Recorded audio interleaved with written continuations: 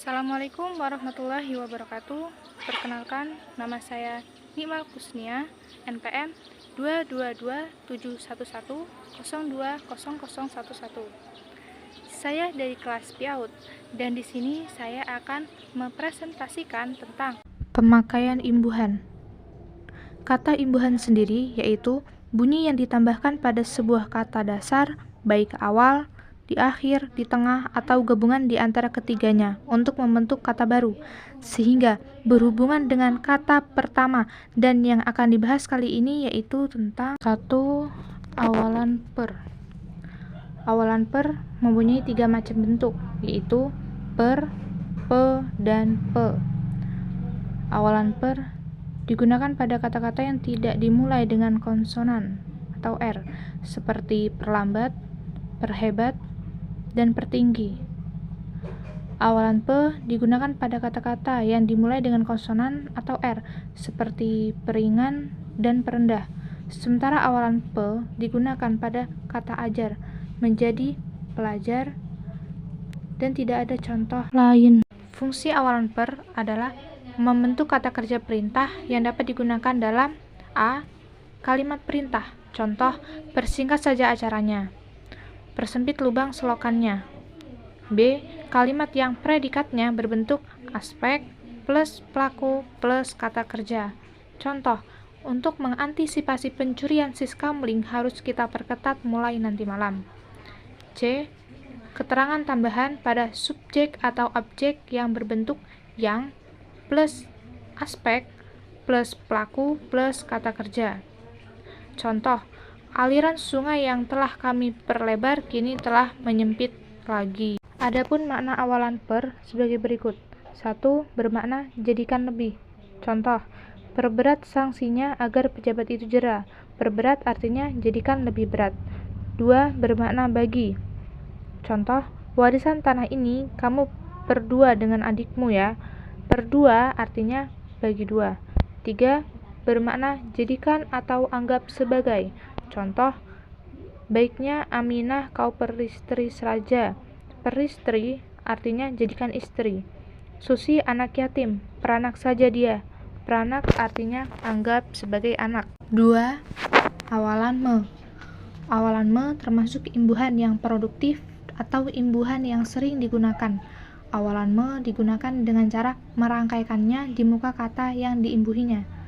Awalan me mempunyai 6 variasi, yaitu me, mem, men, meny, meng, dan menge. Uraiannya sebagai berikut.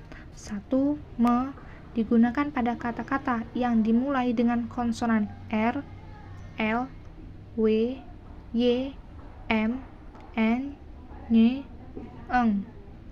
Misalnya pada kata merasa dari me plus rasa, melihat dari me plus lihat, mewarisi dari me plus warisi, meyakinkan dari me plus yakinkan, memerah dari me plus merah, menanti dari me plus nanti, menyanyi dari me plus nyanyi, menganga dari me plus nganga. 2. Mem digunakan pada kata-kata yang dimulai dengan konsonan B, P, F, V. Misalnya pada kata-kata membawa dari mem plus bawa, memilih dari mem plus pilih, memfitnah dari mem plus fitnah, memvonis dari mem plus vonis. Yang ketiga, men digunakan dengan kata-kata yang dimulai dengan konsonan D, T. Pada konsonan D, awalan me tetap diwujudkan, sedangkan pada konsonan T, awalan me tidak diwujudkan, melainkan disenyawakan dengan bunyi asal dari awalan itu. Contohnya seperti terdapat dalam kata-kata berikut. Mendengar dari me plus dengar, menarik dari me plus tarik. 4. Men digunakan pada kata-kata yang dimulai dengan konsonan atau S, tetapi konsonan itu tidak diwujudkan, melainkan disenyawakan dengan bunyi asal dari awalan itu. Contohnya pada kata-kata berikut. Menyingkir dari me plus singkir, menyingkat dari me plus singkat. 5. Menge digunakan pada kata-kata yang hanya bersuku satu. Contohnya seperti kata-kata mengetik dari me plus tik, mengebom dari me plus bom, mengelas dari me plus las. 6. Meng digunakan pada kata-kata yang mulai dengan konsonan K, G, H, K, H, serta vokal A, I, U, E, O. Konsonan K tidak diwujudkan, tetapi disenyawakan dengan bunyi asal dari awalan itu. Sedangkan konsonan lainnya tetap diwujudkan.